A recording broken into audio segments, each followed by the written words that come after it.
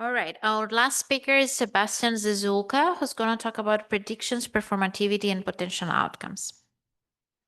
Great. Thank you very much. This is joint work with Konstantin Genin from the University of Utah. And I will briefly sort of walk you through these big three terms I've put up on the slide. We're working in the context of prediction-allocation problems, and sort of as many of you do, these are public policy problems in which we use social statistical prediction. So that's the first term already. I use to determine or inform the allocation of social goods. So for example, say we are at an emergency room here in Pittsburgh in a hospital, and doctors must decide whether to admit a patient who comes with pneumonia or whether to treat them as sort of outpatient. And the usual sort of machine learning pipeline would be, well, we collect a bunch of data about our patient, our features, then we train our model, our little computer here, we present this computer with our data, with our patient, and we get a number out, and we usually say this number is a probability, and that is somewhat informative about this patient. We show this number to a street level bureaucrat. In this case, it's a doctor, and that doctor makes a decision, and that's now the crucial point. That decision is causally relevant for the outcome we predicted, right? We hope that if we say this patient is at high risk of dying, the doctors find a treatment that sort of cures that patient so that the person doesn't die. And that leads me to sort of the second big term, that is sort of performativity. Such an algorithm was actually sort of trained here in Pittsburgh in a hospital. They collected data. It was never implemented because they looked at the decision tree and realized the algorithm, if someone has pneumonia and someone has additionally asthma, the algorithm thinks that lowers the risk of mortality, which kind of sounds weird because both are problems with the lungs, so you'd expect these two things interact in a sort of negative way when it comes to health outcomes. The fact is, the algorithm did everything right because historically in that hospital, doctors treated patients with pneumonia and asthma as sort of high-risk candidates and aggressively treated these patients. Treatment helps, so they actually have relatively decent health outcomes. But maybe you see that sort of if we were to use such risk scores naively for triage decisions, that could lead to sort of disastrous outcomes. And just kind of self-defeating prophecy, right? We say this patient has good health, a good likelihood of a good health outcome, so doctors stop treating that patient, and the patient actually sort of maybe dies or has sort of problems. And note that this could happen even though the predictions are accurate at first, right? We don't see this kind of problem in our test set and our usual evaluation methods. And even worse, in many cases, we want self-defeating prophecies, right? When we're predicting the risk of school dropout, we hope that these predictions can guide effective interventions. So that is an example for a self-defeating prophecies. You can also sort of play the game in the other direction, have self-fulfilling prophecies. And in general, we say, well, a model is performative when, in addition to serving epistemic purposes, right, telling us about the state of the world, it causally influences the system it is meant to represent. It's a phenomenon that is really ubiquitous in the social sciences. And here we only focus on a sort of small subset of that problem, on micro-performativity, we call that. So individual predictions that inform individual decisions and then have consequences for the individual outcomes of these persons. So for example, predictions of low motility for asthmatics are perversely causing them to have worse outcomes. Or in our paper, we have a second example where predictions of long-term unemployment, for example, for women, are perversely causing them to have worse employment outcomes. That is sort of two of the big terms already on the table. And if you see that problem, there's sort of an intuitive suggestion that might be, well, let's manage this performativity. We need to deal with that problem. And there are two big camps, two approaches how you could sort of approach performativity. The first is sort of an epistemic approach, endogenize your own effect. The second is a pragmatic and normative approach. So focus on the desired allocation, the desired sort of target, what you want to achieve. I will be very brief, especially on endogenization, but the rough idea is sort of we anticipate the performative effects and try to make the predictions that tend to fulfill themselves, right? We endogenize our own sort of causal influence. There are two troubles with this approach. It usually leads to worse outcomes than we could have achieved. And it doesn't respect the epistemic purposes of these predictions, right? We're supposed to inform doctors that is sort of in a way that is helpful for their decision making, not trying to predict what our predictions do with their decision making. But let's move on to the second big camp, which is pragmatic encroachment. And here I think about sort of a number of technical projects that are around optimal steering, policy learning, and economics, decision-focused learning. In this talk, I will only focus on optimal steering as a sort of example. And here we have Juan Perdomo, who in his PhD thesis writes, quote, "If predictions can shape the world around us, the design space of optimal predictors is significantly more expansive. In particular, the goals of predictions may not be to just accurately forecast future outcomes, but also to actively steer them towards socially desirable targets." Right? So we try to figure out what kind of predictions do I need to present you that you then make the right decision, and sort of that leads hopefully to the right kind of outcomes. So here machine learners, data scientists kind of become captains on this ship, society, and try to steer us in a normatively sort of in a direction that we maybe want, or where we say this is an allocation that maybe looks good. To understand what might be problematic about these approaches, we can look at actually the philosophy of language and the pragmatics of utterances, where we distinguish here, we have Austin, who sort of coined that term performativity, and we can distinguish two levels on which utterances work. And the first is the illocutionary force. That refers to the conventional communicative significance of an utterance, right? Sort of, if you like, the content of my speech act. And there is the perlocutionary effect, which refers to the causal effect an utterance has on an hearer, right? These are two levels. And optimal steering basically attempts to manage performativity by going perlocutionary, by attending only to the causal effect the prediction has on the hearer, rather than the communicative function that it is conventionally meant to serve, that is informing the hearer about the consequences of various courses of action, right?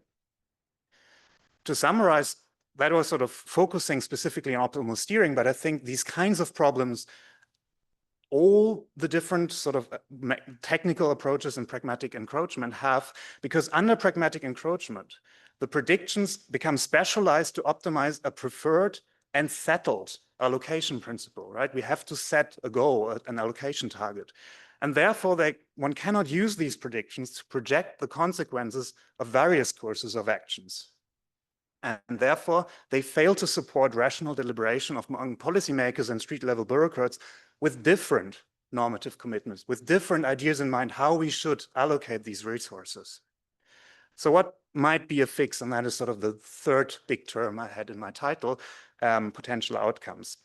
What decision makers need, we think, are accurate predictions of the counterfactual outcomes. In our example, were we to intervene or if we do nothing, right? So instead of trying to predict the actual outcome Y, we allow ourselves to have a vector of potential outcomes that are indexed by the various courses of actions we have. In our case here, that's sort of simplified to be just binary problem. And that also gives us a better understanding what's sort of so problematic with forecasts, with predictions here, because they're ambiguous, because they estimate the mixture, right? The actual outcome is a mixture of the various potential outcomes plus our decision. So that is an answer sort of for the epistemic side. Accurately estimating counterfactual outcomes addresses the problem of pernicious prophecies of sort of performativity. Rather than forecasting motility as an actual outcome, present physicians, present street-level bureaucrats with projections of motility under inpatient and outpatient treatment.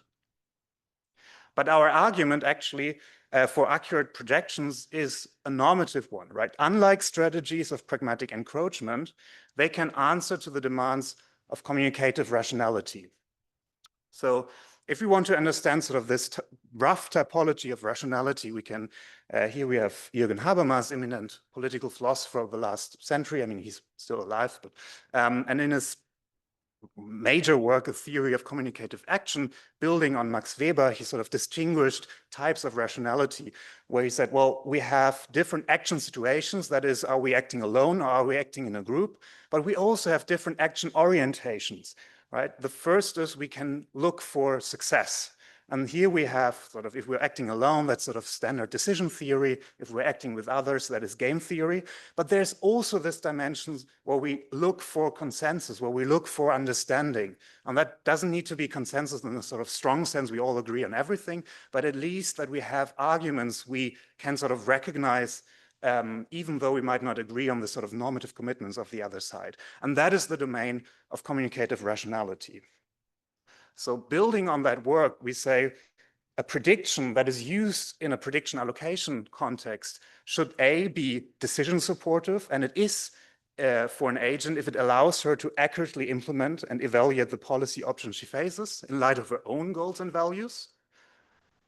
And we argue that sort of standard predictions, standard statistical forecasts usually are not decision supportive because they lead into these performative problems. And methods from pragmatic encroachment, like optimal steering, decision-focused learning, usually are decision supportive, right? If we have a goal, then they give us the right kind of instruments to achieve that specific goal. But predictions should also be able to serve as public reasons, right? In political discourse, agents with different normative commitments must discuss collectively which of a number of policy options is best, all things considered. Right? Ideally, one policy option is just best from all perspectives, but we need to be able to recognize that. And if our predictions are sort of already just tools to achieve one specific goal, we can no longer see that maybe sort of even we have different normative commitments, maybe the strategy we want to have is the same. For example, if treatment effects are the largest for people who are also in the of highest need, then whether you're utilitarian and want to sort of maximize treatment effects, or whether you're prioritarian and you want to care for things for those at highest need, then both things just coincide, right? Because treating those in need is also the most effective strategy. But we need to recognize when we are in such situations. Or if not, it is at least important to see whether the best policy from one perspective is not also acceptable from the other perspective, or at least some compromise between them. And therefore we say prediction should also be discourse supportive. A prediction is discourse supportive for a set of agents now, if it allows each agent to accurately evaluate the policy option in light of her own goals and values, as well as the goals and values of other participants in the discourse. And accurate counterfactual predictions, for example, potential outcomes, are discourse supportive and therefore communicatively rational, because they allow agents to project the consequences of their and of other actions and policies and to compare the allocative effects of those. And the sort of little asterisks here with the accurate is because I think that sort of gives us a normative story of what we want, but there is actually an interesting and sort of rich technical project that should or must build on this idea, because what notion of accuracy is actually sort of sufficient to provide us with these kinds of discourse supportive predictions. It's not it's not trivial to say, well, standard accuracy is enough. Maybe we need something like multi-accuracy or things like this. So there's a sort of, I think, rich technical project that might build on this work. So to summarize, I've worked you through some problems with predictions that lead to performativity. I presented you a sort of potential fix for that with potential outcomes. And we've argued that predictions, when we use them to allocate resources, should be able to serve as public reasons. Thank you very much.